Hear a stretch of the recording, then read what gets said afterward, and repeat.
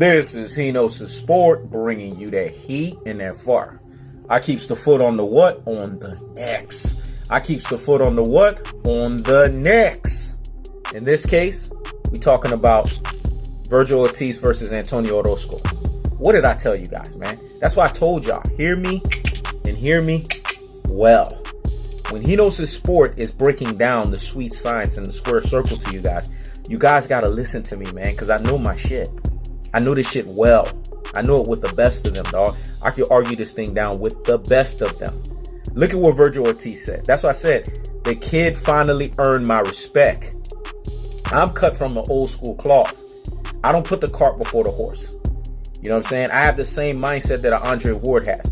I need to see a fighter continue to develop themselves. Step up fight after step up fight after step up fight. I'm not going to put the cart before the horse. I'm not going to listen to all of these casuals. And I'm not going to listen to people that are prisoner of the moment and prisoner of the second. Because even hardcore boxing fans can be prisoner of the moment and prisoner of the second. Let me rewind that because I need this to marinate in the corpus callosum and the cerebellum. Because I see it all the time. A lot of people that are real G's, super real G's, and ultimate real G's out here in the boxing streets. They know they're boxing. You could tell. You could look at their comments. I could look at someone's comment and see if they're a deep thinker. You know what I'm saying? If they're a real one. I could see it off the first comment. That's how good I am. Remember, I operate in Sun Tzu, aka Art of War, 7 steps ahead of you motherfuckers. I'm playing chess while y'all playing checkers. So I know when someone's really giving me real shit, or if they're giving me haterisms and trollisms. They're giving me ultra fanboy and ultra fanboy rhetoric. But see, here's the problem. A lot of people get caught up. This is how you could make somebody a super duper hype job, or you can make them a hype job. Vergil Ortiz was borderlining into a hype job up until the Orozco fight. Because you see, even he said it. And this is what I was trying to tell y'all. He said that he had a lot to learn. He had a lot to improve on. He wasn't happy with his performance. And he's going to use this as a learning lesson so that hopefully one day he could get himself to that championship level. When he spoke like that, that's the shit that I keep fucking telling you motherfuckers. Let me say it again. That's the shit that I keep telling you motherfuckers. That's why I say, if y'all listen to Hino's Sport, y'all gonna have that heat and that fire. If y'all listen to Hino's Sport, y'all gonna be able to keep the foot on the damn necks. Because y'all gonna be able to speak with truth. Remember, I'm the ultimate truth teller. I come with what? Cold-hearted, unadulterated, and cutthroat truths. Now, to a lot of people, it may seem like I'm hating. I don't have a problem with Hispanic fighters. We're gonna clear that misnomer up. I just like to put any fighter, regardless of the ethnicity, in their truest and their most properest levels. Let me say that again. I like to put any fighter, regardless of their ethnicity, because I've gotten on a lot of black fighters. Whether they're doing bullshit things, they're not on their shit, they're not taking up the right step-up fights. That's why I said there's a confusion about Hino's Sport.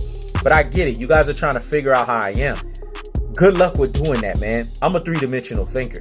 You're not going to figure me out. Unless you're a three-dimensional thinker yourself, you're not going to be able to figure me out. Remember, there's 1,000 of us. And there's only one of us every 1,000 miles. Let me say it again. There's only one of us every 1,000 miles. So good luck with trying to understand me. You know what I'm saying? And people get me misconstrued and, you know what I'm saying, misinterpreted all the time. Let me say it again. Misconstrued and misinterpreted all the time. You know what I'm saying? I'm the most polarizing figure on YouTube. Let me say that again. I'm the most polarizing figure on YouTube, and there's reason for that. Because people can't stand the truth. The truth hurts, motherfuckers. But guess what the truth does after it hurts you? It sets your ass free. Let me say that again. The truth hurts, motherfuckers. But guess what the truth does after? It sets your ass free. It takes a weight off of your shoulder. I told you guys, man.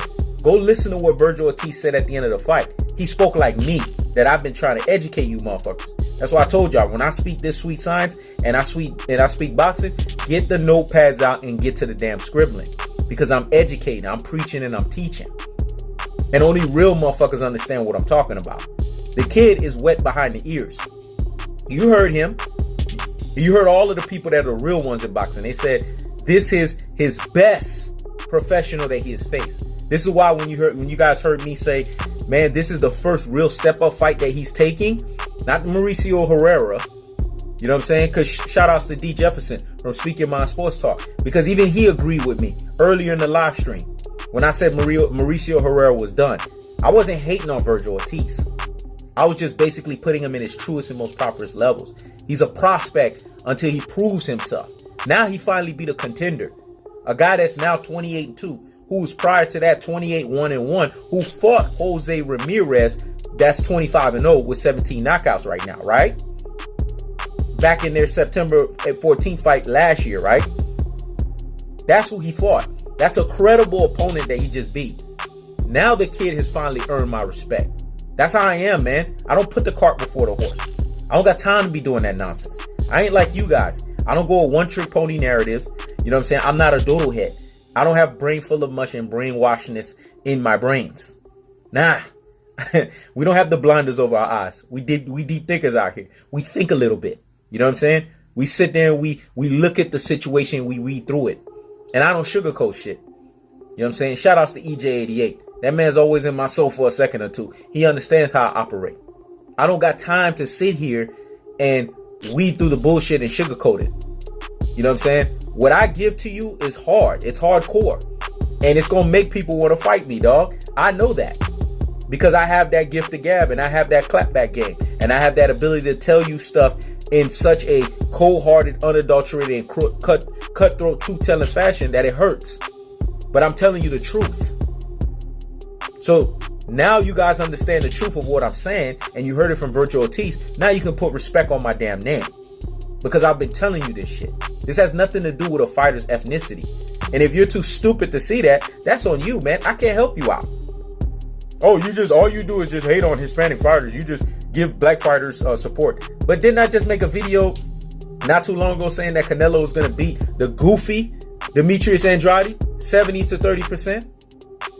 You guys didn't talk about that.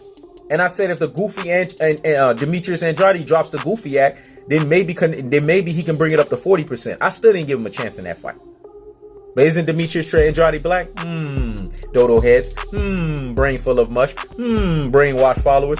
It's called putting people at their truest and most properest levels, regardless of their ethnicity. This is how I roll. Because I don't got time to overrate fighters, and I won't do that.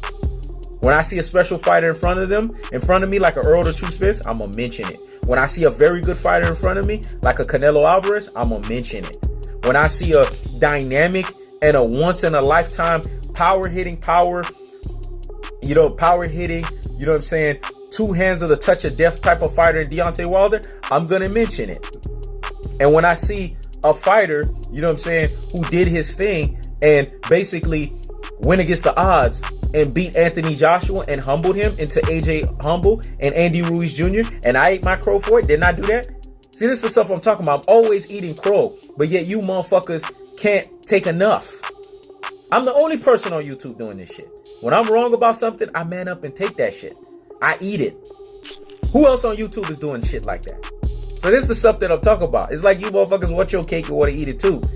No, there's no impressing you motherfuckers. But see, I don't do shit to be validated by you guys. Because I told you guys, I'm not here on YouTube to make friends. I'm here to tell you not what you want to hear, but what you need to hear. And what you needed to hear was Vergil Ortiz was not ready yet. He was too wet behind the ears. And it's interesting and ironic that he says the same fucking shit that I was saying the whole time about him. But, oh, you just hating on Vergil Ortiz. Oh, I want to fight you. You idiots. You know what I'm saying? How one trick pony in your mind can you be? How simple-minded can you be? Because anyone that has a brain that's using a brain at a high level that can understand what I'm talking about won't get all emotional and think, oh, you're just singling out Hispanic fighters. Come on, man. That's stupid rhetoric right there. That's ultra fanboy rhetoric. That's nonsense. And if you're smart enough to understand that I put people in their truest and most properest levels, because I'm always quoting Meek Mills, there's levels to this shit. There's gears, man. Everyone's on their gear. Now, right now, Vergil Ortiz, hats off to you. And the prediction king strikes again. I said he was going to do it, what? In 7th round KO stoppage, he did it in 6. I'm back to my winning ways. I told you, I'm almost always right, folks. But now the kid has impressed me. So what is he going to do to keep impressing me? Because now he won his first real step-up fight. Guess what? He needs to continue to do this so that he could be on his way. And since he said it himself, well, what else do I need to say? This is He Knows His Sport. Checking out.